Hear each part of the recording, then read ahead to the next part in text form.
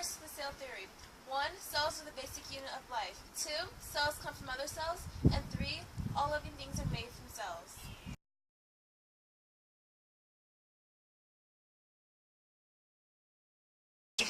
We're about to take an expedition into the wild. We will go and look for some plant cells. Follow me. After wandering for weeks, we finally found one. It's a rare specimen indeed, but it'll do.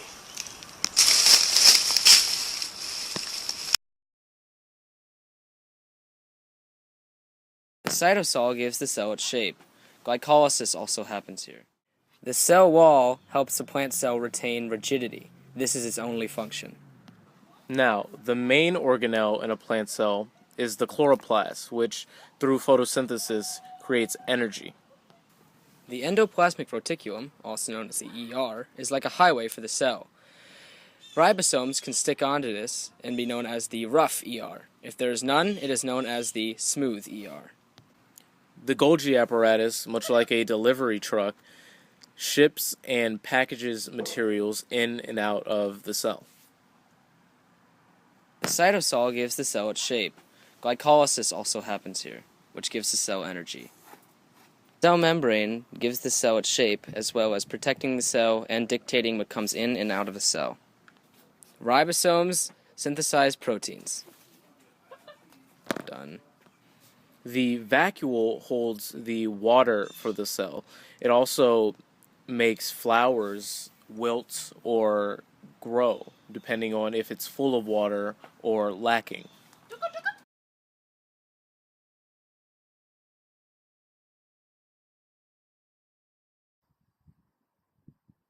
Hey, Lanisha.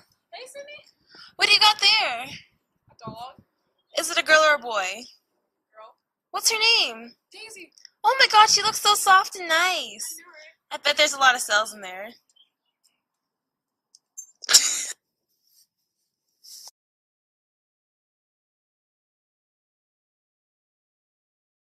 Cell membrane allows things in and out of the cell. The cytoskeleton keeps the structure of the cell together.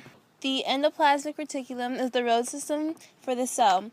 Ribosomes can stick to it. The Golgi apparatus packages materials and sends them out of the cell. Lysosomes kill off dead organelles and take in proteins. Mitochondria makes energy for the cell in the form of ATP, and they use the Krebs cycle. Ribosomes synthesize proteins.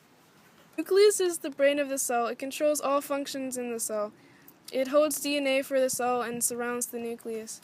Nucleolus. Ribosomes are made here.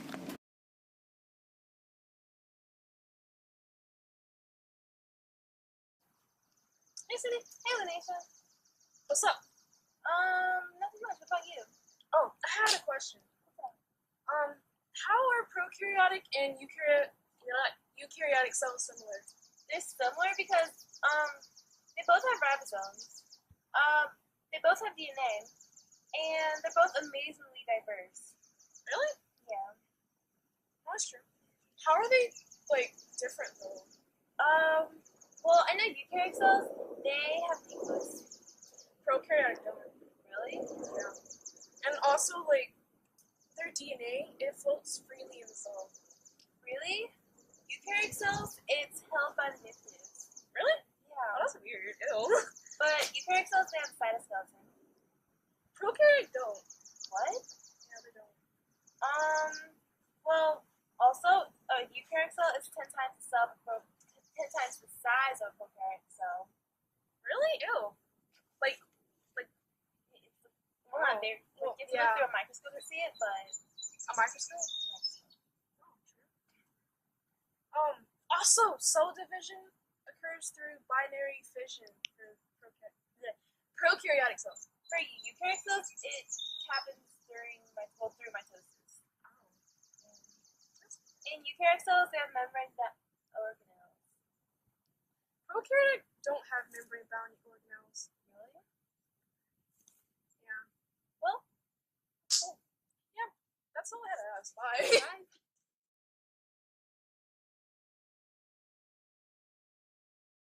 So stem cells are cells that have no job as of that period.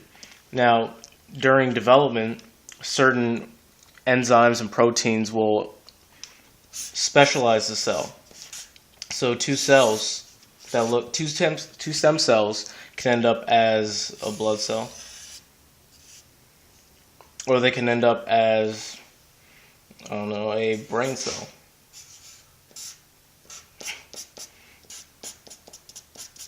And that's cell specialization.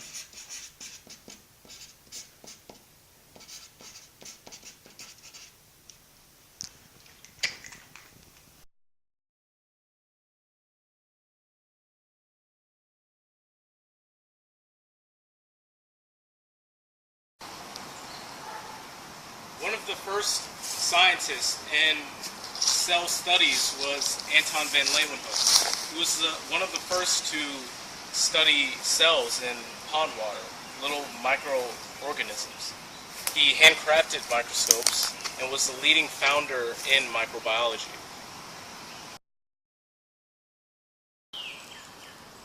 Robert Hooke was among one of the first scientists to discover plant cells. One day, while sitting in his room studying cork tissue, he saw little cell walls in the cork, and it kind of reminded him of monasteries and the rooms that monks slept in, and so he named himself. Robert Hooke was among the first to use microscopes, and he also used them to study fossils.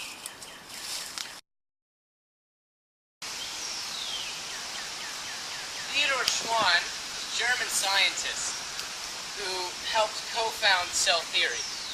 Through his studies, he concluded that all animals were made of cells.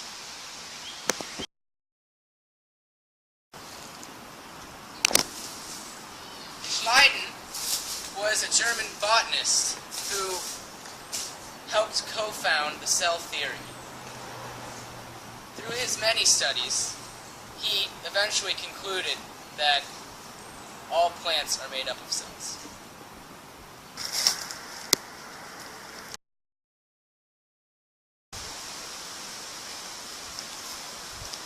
Born in 1821, Rudolf Virchow was one of the key scientists in writing the early cell theory. He combined the works of Schwann and Schleiden to form the cell theory we know today.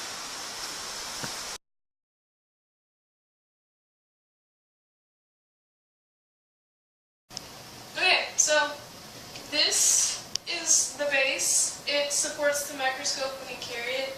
And this black thing is the light. This big circle thing is the coarse adjustment knob, and it helps you see the picture, the slide. And then that's the fine adjustment knob. It helps you see the image sharper. And this right here is the stage. You put your slide on it so you can like see stuff. And then these little skinny pieces right there, they're the stage clips, and they hold the slide down. And then this little circle right here is the diaphragm where you it lets light in so you can see the slide. This is the arm that gives support to the microscope and it helps you carry it. These are the objective lenses. The green one multiplies the magnification by 10, the yellow one multiplies the magnification by 40, and the red one multiplies the magnification by 100. This is the nose piece and it helps you rotate the objective lenses. This is the body tube and it holds the mirrors. And this is the eyepiece and it helps you see the slides.